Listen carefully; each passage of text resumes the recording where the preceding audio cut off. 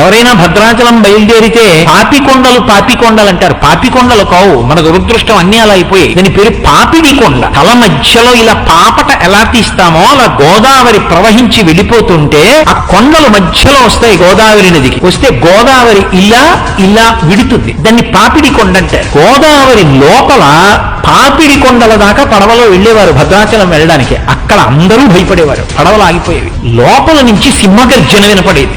సింహగర్జన వినపడితే ఎవ్వరూ ఏమీ మాట్లాడకుండా పళ్ళెంలో ఎక్కువ కర్పూరం పెట్టి గోదావరికి హారతిచ్చేవారు. హారతిస్తే బుడబుడ చప్పుళ్ళు, పెద్ద పెద్ద బొబ్బలు, సింహగర్జనలు ఆగిపోయేవి. ఆగిపోతే పక్క నుంచి పడవ భద్రాచలం వెళ్ళేది. ఏంటి ఎందుకు వస్తుంది ఇలా?